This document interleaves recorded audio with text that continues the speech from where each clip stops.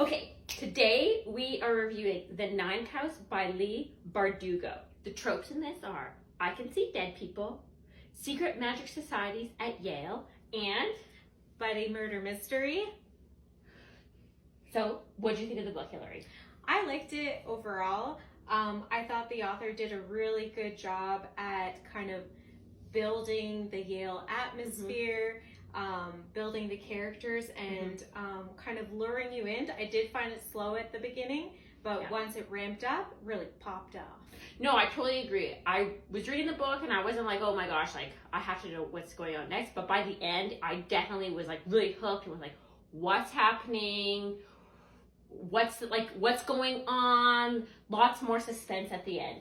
And I enjoyed a lot of the characters. Definitely. So the main characters in this book are Alex Stern, who's basically a marginalized girl who sees dead people. Daniel Darlington. I do like the name Darlington. Yeah, me too. What would our joint name be? Oh gosh, we'll have to think about that one. Come back later. So the other characters were Turner the detective and Pamela Dawes, who's like the cool, quiet sidekick.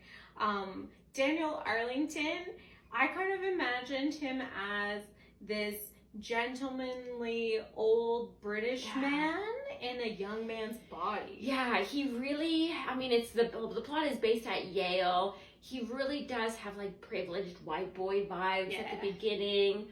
But I still kind of liked him. Would I date him? No, because I'm not into pretty white boys at Yale.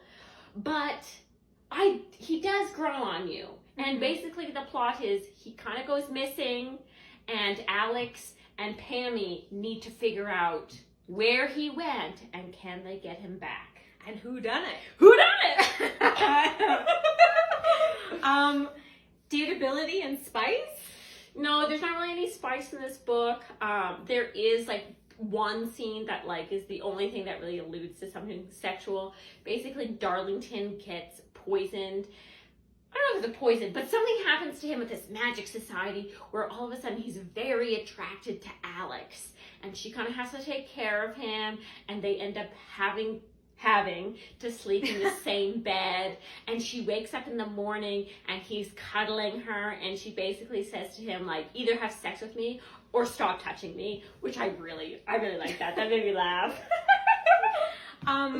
When I think about characters that we could date in this book, it's kind of hard to choose. Definitely not Darlington, the old British man. No.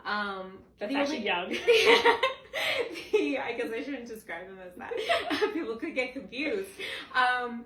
The only one that I thought maybe Turner, because the way that they describe his character in the book is that he's this ambitious detective who's always wearing these three-piece suit, really put together. Yeah. So I'm maybe? I did imagine him to be quite muscular. Yeah. But if I was to date anyone, I would date Pammy. She was quirky. She always came through in an emergency. She's seemingly smart. And she always had snacks. She always had snacks. Be honest. Why wouldn't you date someone who always has snacks? There's no reason that you wouldn't date that person. I feel like she'd be the type of girlfriend where you're out and about in town, maybe you're going to see a movie and you're getting kind of hangry, then all of a sudden she'd be like, oh, don't worry, honey, here's a Cliff Bar. She would. Always she would save prepare. the day. She could always save the day.